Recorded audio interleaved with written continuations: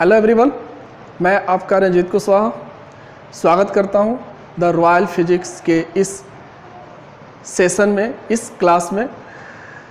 और इस क्लास में हम लोग आज शुरू करने जा रहे हैं 10th क्लास के वीडियो सीरीज़। 10th क्लास के वीडियो सीरीज़ में हमारा जो फिजिक्स का जो सबसे पहला जो चैप्टर है वो इलेक्ट्रिक करंट है, यानी हम लोग सबसे पहले इलेक्ट्रिक करंट के बारे में पढ़ेंगे। तो हम लोग आज इस चैप्टर का इंट्रो देखेंगे, जानेंगे कि इस चैप्टर में हमको क्या क्या पढ़ने हैं, क्या क्या जानकारी हासिल करनी है। तो आइए शुरू करते हैं। जैसा कि नाम से ही स्पष्ट है, इलेक्ट्रिक करंट, विद्युत धारा।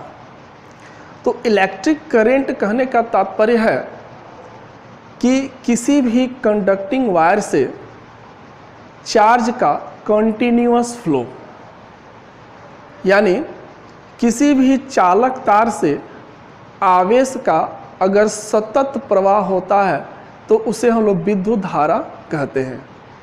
यानी continuous flow of electric charge through a conducting wire is called electric current. इसको हम लोग विद्युत धारा कहते हैं। अब ये पूरे एक लाइन में ये पूरा चैप्टर समाहित है। पूरे एक लाइन में ये चैप्टर में जो कुछ भी पढ़ना है वो सारी चीज़ें इस पूरे एक लाइन में ही समाहित हैं।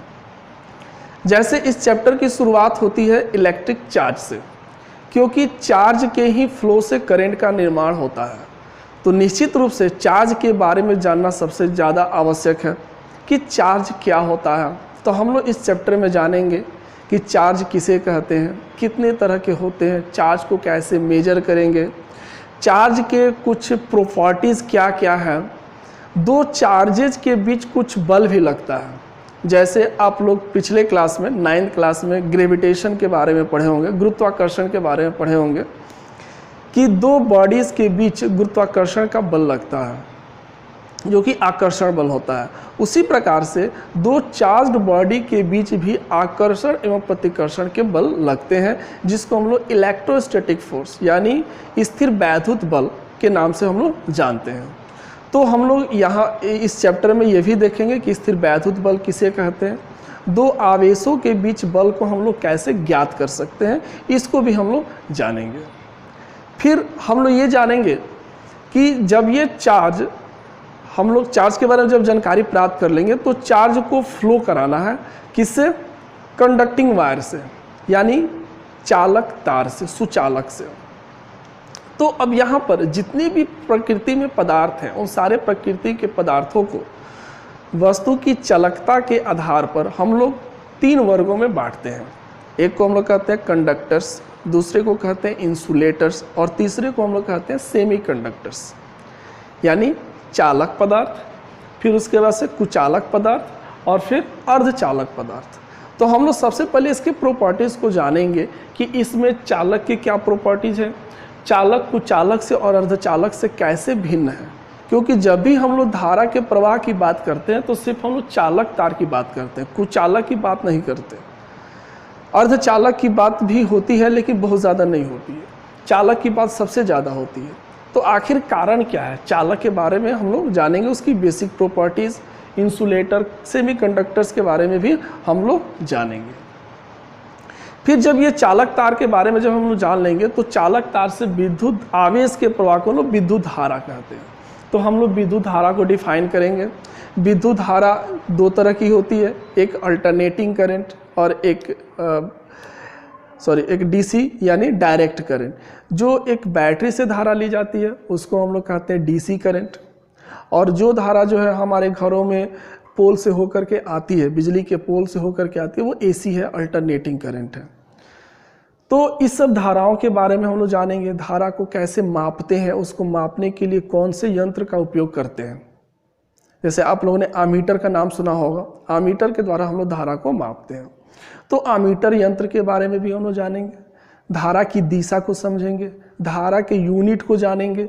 ये सारी चीज़ें समझने के बाद तब हम लोग जानेंगे कि धारा का प्रवाह या धारा कैसे उत्पन्न होती है, या किसी चालक तार से अगर धारा को प्रवाहित कराना है तो वो धारा का प्रवाह हम लोग कैसे करा सकते हैं।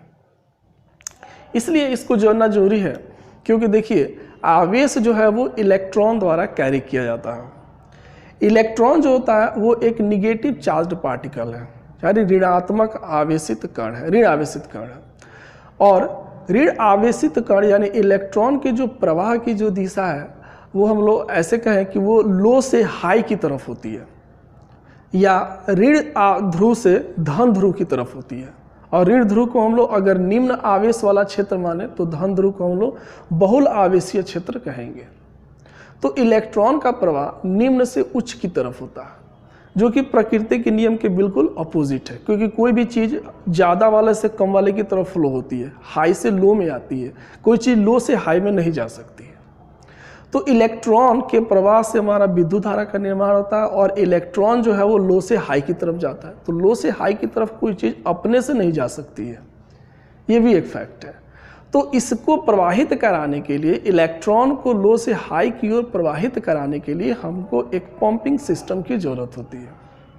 ये पंपिंग सिस्टम ठीक वैसे ही है जैसे कि आपके घरों में ज़मीन के अंदर से पानी को निकाल करके और छत पर रखे टंकी में पानी को चढ़ाने के लिए मोटर का उपयोग होता है। आप इसको जरूर देखे होंगे कि मोटर का काम क्या होता है कि ज़मीन के अंदर से पानी को खींचता है और छत पर रखे टंकी में पानी को वो पहुंचाता है। तो ठीक इसी तरह से एक पंपिंग सिस्टम होता है जिसको हम लोग कहते हैं पावर सोर्स। यानी अब हम लोग इलेक्ट्रिसिटी में उसको मोटर का यूज नहीं करेंगे, बल्कि हम लोग पावर सोर्स उसको कहेंगे। ये पावर सोर्स का काम क्या होगा, तो इलेक्ट्रॉन को निम्न से या लो से हाई की ओर प्रवाहित कराने में वो आवश्यक एनर्जी सप्लाई करेगा। ये आवश्यक एनर्जी उसको जो है ऊपर प्रवाहित कराने में मदद करेगी। तो इस पावर सोर्स के भी बारे में हम लोग जानेंगे कि पावर सोर्स कितने तरह के होते हैं, पावर सोर्स के बेसिक फीचर्स क्या है, इन सभी चीज़ों को भी हम लोग पढ़ेंगे। फिर इसके बाद से करंट का या आवेश को फ्लो कराने के लिए जब हम लोग पावर सोर्स का यूज़ करते हैं तो पावर सोर्स करता क्या है। पावर सोर्स जिस भी सर्किट में हम यूज़ करेंगे उस सर्किट के दोनों किनारों पर वह एक पोटेंशियल डिफरेंस उत्पन्न कर देता है, विभवांतर उत्पन्न कर देता है। ये विभवांतर ठीक उसी प्रकार से है जैसे कि एक गर्म वस्तु और एक ठंडी वस्तु के बीच ताप में अंतर होता है। जैसे मान लेते हैं कि दो वस्तु ले, एक गर्म वस्तु हो और एक ठंडी वस्तु, एक का टेम्परेचर ज़्यादा हो और एक का टेम्परेचर बहुत कम हो, तो उसके बीच ताप में अंतर हो जाएगा। उसी प्रकार से चालक के भी सिरों के बीच में जो होता है पावर सोर्स का जब हम यूज़ करते हैं तो एक पर पोटेंशियल काफ़ी हाई हो जाता है और दूसरे के ऊपर पोटेंशियल, दूसरे सिरे पर पोटेंशियल काफ़ी लो हो जाता है। और इसी पोटेंशियल डिफरेंस यानी विभवांतर के कारण जो है वो चार्ज का फ्लो आसानी से होने लगता है। तो हम लोग पोटेंशियल डिफरेंस को भी समझेंगे, पोटेंशियल को समझेंगे, पोटेंशियल का हमारे इलेक्ट्रिक सर्किट में क्या योगदान है इसको भी हम लोग जानेंगे। फिर इसके बाद से हमारा नेक्स्ट टॉपिक जो होगा वो होगा ओम का नियम। ओम का नाम आप लोगों ने सुना होगा पहले भी, जॉर्ज साइमन ओम उनका पूरा नाम हुआ, और पेशे से वो भी एक स्कूल शिक्षक थे। और स्कूल में शिक्षण के दौरान ही, बच्चों को पढ़ाने के दौरान ही, फिजिक्स में उनकी काफ़ी रुचि थी, और बच्चों को पढ़ाने के दौरान ही एक्सपेरिमेंट करते हुए उनको ये चीज़ समझ में आया कि किसी भी चालक तार से जो धारा प्रवाहित होती है वह उस चालक तार के सिरों के बीच विभवांतर के समानुपाती होती है। यानी चालक तार के सिरों के बीच विभवांतर यानी पोटेंशियल डिफरेंस जितना ज़्यादा होगा धारा का मान भी उतना ही ज़्यादा होगा। ये चीज़ उनको समझ में आई और इसी चीज़ को हम लोग ओम का नियम कहते हैं। तो ओम के नियम के बारे में हम लोग जानेंगे कि धारा और विभवांतर में क्या संबंध है, ये ओम का नियम बताता है। लेकिन यह एक कोई फंडामेंटल नियम नहीं है, बल्कि यह एक कंडीशनल लॉ है। यानी ये कुछ कंडीशन के साथ लागू होता है, सभी जगह सभी परिस्थितियों में ओम का नियम लागू नहीं होता है। तो हम लोग ये भी समझेंगे कि ओम का नियम कहाँ लागू होगा, किस कंडीशन में लागू होगा और कहाँ पे लागू नहीं होगा। ये हम धारा और विभवांतर के संबंधों को समझेंगे और फिर हम ओम के नियम से ही चालक पदार्थ के एक प्राकृतिक गुण का भी पता चलता है कि चालक पदार्थ में भी कुछ जड़ता जैसा ही कुछ प्रॉपर्टी होती है। जैसे आप पिछले क्लास में वस्तु के गति के बारे में जब पढ़ रहे होंगे तो उस समय जड़ता के बारे में यानी इनर्शिया के बारे में आपने पढ़ा होगा। इनर्शिया का मतलब क्या होता है कि कोई भी वस्तु अपनी एक प्राकृतिक गुण के कारण वह अपने स्थिति के परिवर्तन का विरोध करती है। डैट मीन्स कि अगर वो रेस्ट में है तो रेस्ट में रहना चाहती है, अगर वो मोशन में है तो फिर मोशन में ही रहना चाहती है, रेस्ट में नहीं आना चाहती है। इसी तरह का कुछ गुण चालक तार में भी पाया जाता है, यानी उसकी एक इंट्रिंसिक प्रॉपर्टी है, अपनी निजी एक गुण है कि जब भी किसी चालक तार से आवेश का प्रवाह होगा तो निश्चित रूप से वह उसका विरोध करेगी, उसमें अवरोध या उसमें रुकावट उत्पन्न करेगी। इस गुण को हम चालक तार का प्रतिरोध कहते हैं, रेसिस्टेंस कहते हैं। तो ओम के नियम से ही इस चीज़ की प्राप्ति होती है और रेसिस्टेंस के बारे में हम लोग यहाँ पर पढ़ेंगे कि ये रेसिस्टेंस क्या है, कैसे उत्पन्न होता है, किन पदार्थों में रेसिस्टेंस ज़्यादा होता है, किन पदार्थों में रेसिस्टेंस कम होता है। इससे कि सभी पदार्थों में एक समान रेसिस्टेंस भी नहीं होता, किसी में ज़्यादा होता है, किसी में कम होता है, तो हम लोग रेसिस्टेंस के बारे में भी जानेंगे। लेकिन चालक पदार्थ में सिर्फ अवरोध करने का ही गुण नहीं होता है, चालक पदार्थ में आवेश को प्रवाहित होने देने का भी गुण होता है, यानी दोनों गुण एक साथ होता है। एक गुण जो धारा के प्रवाह को रोकता है, दूसरा गुण धारा को प्रवाहित होने देता है। तो जिस पदार्थ में धारा के प्रवाहित होने का गुण अधिक है तो उस गुण को हम लोग कहते हैं चालकता, और उसका मान उसके प्रतिरोध से ज़्यादा होगा। यानी दो गुण हो गए चालक पदार्थ में, एक प्रतिरोध का गुण यानी धारा के प्रवाह को विरोध करने का गुण, दूसरा चालन का गुण यानी धारा को प्रवाहित होने देने का गुण। तो ये दोनों गुण चालक तार में मौजूद होते हैं, लेकिन सभी चालक तार में ये अलग अलग अनुपात में होते हैं। जिसमें प्रतिरोध का गुण अधिक होगा उसमें चालन का गुण कम होगा, और जिसमें चालन का गुण अधिक होगा उसमें प्रतिरोध का गुण कम होगा। तो हम लोग इन सारे टर्म्स को समझेंगे कि प्रतिरोध क्या होता है, चालन क्या होता है। प्रतिरोध की किसी भी चालक तार में जो प्रतिरोध का गुण है, ये गुण जो है वो चालक तार में एक योग्यता उत्पन्न कर देती है, जिसको हम लोग कहते हैं प्रतिरोधकता। यानी गुण तो आया, लेकिन गुण के साथ साथ उसमें एक योग्यता भी उत्पन्न हो गई। क्योंकि प्रतिरोध कर रहा है तो प्रतिरोध यानी अवरोध करते करते उसमें एक योग्यता उत्पन्न हो गई अवरोध उत्पन्न करने की, उस योग्यता को हम लोग प्रतिरोधकता कहते हैं। उसी प्रकार से चालन करने के गुण के कारण उसमें एक अन्य योग्यता उत्पन्न हो गई जिसको हम लोग चालकता कहते हैं। तो उस योग्यता को भी हम लोग समझेंगे, उसके यूनिट्स, उसके मात्रक वगैरह को भी हम लोग अच्छे से यहाँ पर समझेंगे। फिर ये जो प्रतिरोधक है, ये जो प्रतिरोध करने का जो गुण है, तो हमारे वैज्ञानिकों के दिमाग में ये चीज़ आया कि अगर किसी चालक तार से जब धारा का प्रवाह होता है और वो चालक तार उसमें अवरोध उत्पन्न करती है, यानी उसमें अवरोध करने का गुण उत्पन्न होता है, तो क्यों ना किसी परिपथ में धारा की मात्रा को नियंत्रित करने के लिए चालक तार के इस गुण का उपयोग किया जाए। क्योंकि देखिए सर्किट कई तरह के होते हैं, हमारे घरों में जो बिजली हम लोग उपकरण यूज करते हैं उसके लिए भी हमारे घरों में सर्किट बने होते हैं। हमारे हाथ में जो भी मोबाइल है या रेडियो है, टेलीविज़न है, कंप्यूटर, ये भी सब सर्किट पर वर्क करते हैं। तो बहुत सारे ऐसे सर्किट्स होते हैं, कॉम्प्लेक्स सर्किट होते हैं, जो छोटे छोटे भागों में बटे होते हैं और सभी भागों में अलग अलग तरह के करंट की आवश्यकता होती है। किसी में करंट ज़्यादा चाहिए होता है, किसी में करंट कम आवश्यकता होती है। तो उस स्थिति में जहाँ पर करंट की कम आवश्यकता होती है वहाँ पर करंट को कंट्रोल करना पड़ता है, यानी करंट को थोड़ी सी मात्रा में घटानी पड़ती है, जितनी ज़रूरत है उतनी ही मात्रा में हम करंट को प्रवाहित करा सकते हैं। तो इस समस्या का समाधान करने के लिए हमारे वैज्ञानिकों ने सोचा कि क्यों न हम चालक तार का जो प्रतिरोध करने का गुण है इसी का हम उपयोग करें, और इसलिए उन्होंने इस प्रतिरोध के गुण के आधार पर उन्होंने एक पदार्थ का निर्माण किया, या एक डिवाइस का निर्माण किया, युक्ति का निर्माण किया, जिसे हम लोग प्रतिरोधक यानी रेसिस्टर कहते हैं। इस रेसिस्टर का काम क्या है? तो ये धारा के प्रवाह में रुकावट उत्पन्न करता है।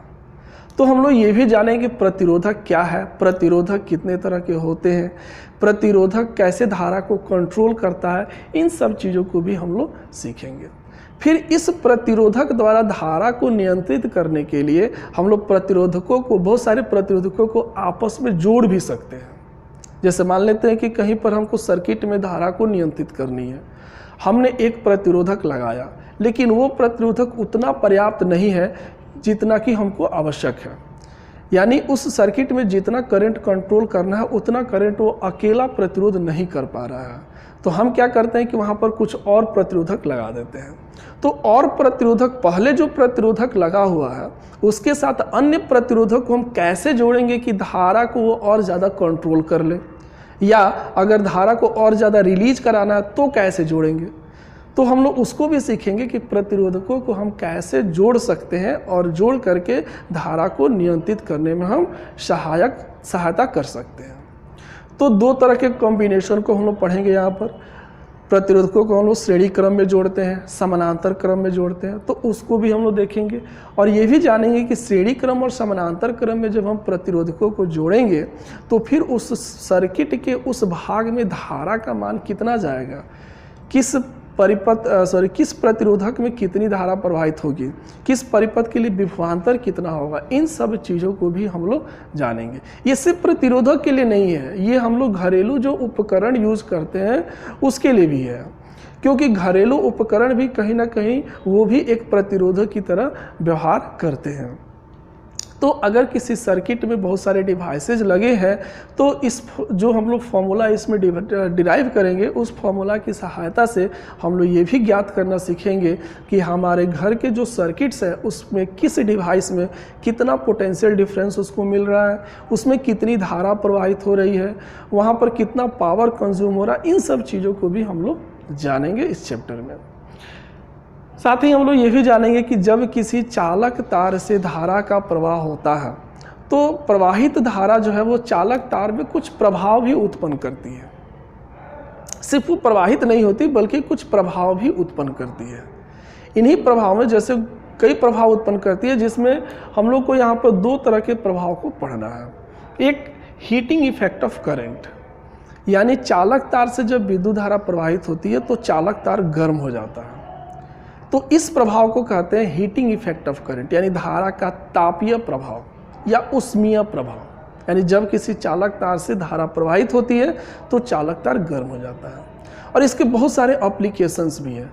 हम लोग अपने घरों में बहुत सारे ऐसे डिवाइस हैं जो इसी तापीय प्रभाव के सिद्धांत पर बनाए गए हैं, जैसे कि electric iron, toaster, geyser, heater, ये सब जितने भी हैं डिवाइस है ये सब इसी प्रिंसिपल पे वर्क करते हैं।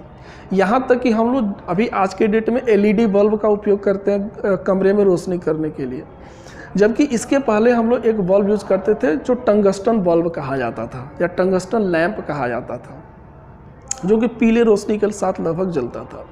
तो उसमें जो टंगस्टन यूज़ करते थे और टंगस्टन ग्लो करता था धारा के प्रवाहित होने पे, वो भी हीटिंग इफेक्ट ऑफ करंट के पर ही आधारित होता था। तो इन सभी चीज़ों के बारे में हम लोग समझेंगे कि किसी चालक तार में ऊष्मा कैसे उत्पन्न होती है, ऊष्मा का परिमाण कितना होगा, ऊष्मा का मान हम ज्ञात कैसे करेंगे, कितनी ऊष्मा उत्पन्न हुई, ऊष्मा किन किन चीज़ों पर निर्भर करेगी, उन सब चीज़ों को समझेंगे। और फिर उसी के आधार पर हम ये समझेंगे कि कैसे किसी चालक तार में अगर ज़्यादा ऊष्मा उत्पन्न करनी है तो कैसे हम उसका उपयोग कर सकते हैं उस चालक तार को। तो उसी चालक तारों को मिला करके हम कुछ दूसरे तरह का डिवाइस बनाते हैं जिसको हम लोग कहते हैं एलॉय, मिश्र धातुएं। और ये मिश्र धातुएं जो है वो चालक की तरह ही होती है, लेकिन वो ज़्यादा ऊष्मा उत्पन्न करती हैं। तो उस मिश्र धातुओं का ही उपयोग करके हम लोग स्टैंडर्ड कॉइल्स बनाते हैं, या जो भी हीटिंग डिवाइसेज है, जो तापीय युक्तियाँ हैं, जैसे हमने जो भी आपको बताया, हीटर, गीजर, टोस्टर, ये सब जो भी तापन युक्तियाँ हैं वो सभी उसी एलॉय से बनाई जाती हैं। तो उन सब चीज़ों को समझेंगे। साथ ही हम लोग ये भी जानेंगे कि जब किसी भी कंपोनेंट द्वारा या किसी भी इलेक्ट्रिक अप्लायंस द्वारा, जब इलेक्ट्रिक अप्लायंस होकर के विद्युत धारा प्रवाहित होती है और इलेक्ट्रिक अप्लायंस हमारा वर्क करता है, जैसे कि सपोज कि पंखा है, तो पंखा में क्या हुआ कि जैसे ही बिजली आई पंखा घूमने लगा, यानी यहाँ पर क्या हुआ, इलेक्ट्रिकल एनर्जी मैकेनिकल वर्क में कन्वर्ट हो गया। यानी जो भी हमने एनर्जी दी इलेक्ट्रिकल एनर्जी, वो इलेक्ट्रिकल एनर्जी वर्क में कन्वर्ट हो गया, कार्य में रूपांतरित हो गया। इसी प्रकार से बल्ब में क्या हुआ, तो इलेक्ट्रिकल एनर्जी लाइट एनर्जी में रूपांतरित हो गया। तो अलग अलग डिवाइस में इलेक्ट्रिकल एनर्जी अलग अलग रूपों में रूपांतरित होती है। तो इन सब चीज़ों को भी हम लोग समझेंगे। इलेक्ट्रिकल एनर्जी क्या होती है, हम लोग यहाँ तक इलेक्ट्रिकल एनर्जी को हम लोग कैसे कंज्यूम करते हैं, उसका रेट क्या होता है, किस दर से इलेक्ट्रिकल एनर्जी को हम लोग कंज्यूम करते हैं, किस दर से उसका यूज़ करते हैं, उसको हम लोग पावर कहते हैं। या कोई भी अप्लायंस अगर यूज़ हो रहा है या अगर इलेक्ट्रिकल एनर्जी को कंज्यूम कर रहा है तो जिस दर से वो इलेक्ट्रिकल एनर्जी को कंज्यूम करता है उसको हम लोग इलेक्ट्रिकल पावर कहते हैं, विद्युत शक्ति कहते हैं। जैसे पंखा है तो वर्क कर रहा है, घूम रहा है, तो ये भी कितना वर्क कर रहा है, पर सेकंड जो वर्क करेगा वो इसकी शक्ति कही जाएगी। तो हम लोग शक्ति के बारे में जानेंगे, शक्ति क्या है, किसी भी डिवाइस की शक्ति को हम लोग कैसे ज्ञात कर सकते हैं, इन सब चीज़ों के बारे में भी हम लोग जानेंगे। फिर हम अंत में इस चैप्टर को पढ़ने के साथ ही अंत में हम लोग इस काबिल हो जाएंगे कि हम लोग अपने घरों में जो भी इलेक्ट्रिकल अप्लायंस लगे हुए हैं, जैसे बल्ब है, पंखा है, कूलर है, टेलीविज़न है, एसी है, गीज़र है, इलेक्ट्रिक आयरन है, तो ये जो भी इलेक्ट्रिकल अप्लायंसेज लगे हुए हैं और ये इलेक्ट्रिकल अप्लायंस अगर लगातार यूज़ हो रहे हैं हमारे घरों में 4 घंटे या 6 घंटे पर डे या 10 घंटे, तो हम लोग ये ज्ञात कर सकते हैं कि हमने पर डे कितनी इलेक्ट्रिकल एनर्जी को कंज्यूम किया, कितनी इलेक्ट्रिकल एनर्जी हमने खर्च किया, और उस खर्च की गई एनर्जी का मूल्य क्या हुआ, उस मूल्य को भी हम लोग ज्ञात करना सीखेंगे। तो ये लास्ट में जब हम पूरे चैप्टर को पढ़ेंगे तो लास्ट में हम इस चीज़ को आसानी से ज्ञात कर सकते हैं। आप अपने घर में जो भी आपके अप्लायंसेज यूज़ हो रहे हैं उसमें आप कितनी एनर्जी कंज्यूम कर रहे हैं और उसका मूल्य कितना हुआ, पर डे या पूरे 1 महीने का बिजली का मूल्य निकाल सकते हैं। जैसे कि आप देखे होंगे कि आपके घरों में जब एक मीटर लगा होगा, जो मेन पोल से जब हमारा मेंस वायर आता है तो उस मीटर से होकर के गुजरता है। और आप ये भी देखोगे कि हर महीने कोई बिजली विभाग से कोई व्यक्ति आता होगा और उस मीटर का रीडिंग नोट करता होगा और फिर आपको एक पर्चा थमा करके या एक बिल थमा करके जाता होगा जिस पे लिखा रहता है कि आपने इस महीने इतनी बिजली खर्च की और इसका मूल्य इतना हुआ। तो ये खर्च का आकलन आप खुद कर सकते हैं अपने घरों के डिवाइसेज को मतलब घरों के डिवाइसेज को कितना आप यूज़ कर रहे हैं उसके हिसाब से आप इसको कैलकुलेट कर सकते हैं।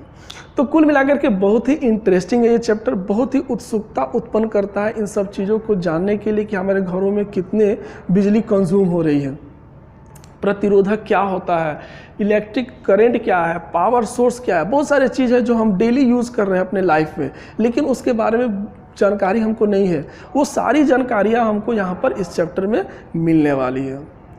तो बहुत ही इंटरेस्टिंग चैप्टर होगा और बहुत ही इत्मीनान से, और हम लोग छोटे छोटे टॉपिक्स को कंप्लीट करते हुए चलेंगे और प्रयास रहेगा कि हमारा जो भी इस सीरीज का वीडियो हो 10th क्लास के लिए वो छोटा छोटा हो और आप हर टॉपिक को आसानी से, बहुत ही बारीकी से और बहुत ही अच्छे तरीके से इसको समझते चलें। आपको मैं विश्वास दिलाता हूं कि इस चैप्टर को कंप्लीट करने के बाद अगर आप इसमें और भी एक्स्ट्रा नॉलेज लेना चाहते हैं तो हमारी जो 12th की जो वीडियो सीरीज है, क्योंकि 12th में भी इलेक्ट्रिक करंट पढ़ना है, तो इसको कंप्लीट करने के बाद अगर आप हमारे 12th क्लास के भी कुछ इलेक्ट्रिक करंट के बारे में और एक्स्ट्रा जानकारी चाहते हैं तो आप हमारे उस वीडियो सीरीज को भी देख सकते हैं और वो भी आपको बहुत ही आसानी से समझ में आएगा। लेकिन पहले आप 10th क्लास को कंप्लीट करें, बढ़िया से बोर्ड एग्ज़ाम पास करें, यही हमारा उद्देश्य है कि ज़्यादा से ज़्यादा नंबर से आप पास करें। इसमें सारे थ्योरी को करते हुए हम लोग बहुत सारे न्यूमेरिकल्स को भी सॉल्व करेंगे और वो न्यूमेरिकल्स हमारा NCERT से होगा, ICSE बोर्ड से होगा, क्योंकि ICSE बोर्ड में भी यही चैप्टर पढ़ना है और यही सारे कंटेंट्स उसमें भी पढ़ने हैं। तो ये पूरा चैप्टर जो होगा वो ऑल स्टेट बोर्ड्स, जितने भी स्टेट बोर्ड्स हैं उन सब के लिए तो होगा ही, साथ साथ CBSE के लिए भी होगा और ICSE बोर्ड के लिए भी होगा। तो सभी लोग इसको देख सकते हैं, समझ सकते हैं। तो उम्मीद करता हूँ कि इस चैप्टर में क्या पढ़ना है आपके दिमाग में एक ये बात ज़रूर आ गई होगी, एक समझ आ गया होगा, एक कॉन्सेप्ट आ गई होगी कि इन सारी चीज़ों को हमको इस चैप्टर में पढ़ना है। तो अगले क्लासेस से हम लोग शुरू करेंगे, चार्ज के बारे में हम लोग बेसिक पहले जानेंगे, फिर आगे के टॉपिक्स को हम लोग बारी बारी से समझेंगे और पढ़ेंगे। तो आपको ये वीडियो कैसा लगा, हमारे ये वीडियो सीरीज़ किस प्रकार से आपका मदद कर रहा है, हमें ज़रूर कमेंट्स करके बताएं। और अगर आप कोई भी सुझाव देना चाहते हैं इस वीडियो सीरीज़ के बारे में तो ज़रूर हमें बताएं, हमें आपके सुझाव का इंतज़ार रहेगा। और आपके कोई अगर क्वेरी हो या कुछ और आपकी समस्या हो तो हमें ज़रूर बताएं, आपकी समस्या सॉल्व करने में भी हमें बहुत ही खुशी होगी। तो देखते रहिए, पढ़ते रहिए और सीखते रहिए आपका अपना चैनल द रॉयल फिजिक्स। तो मिलते हैं नेक्स्ट वीडियो में एक नेक्स्ट टॉपिक के साथ। थैंक्स।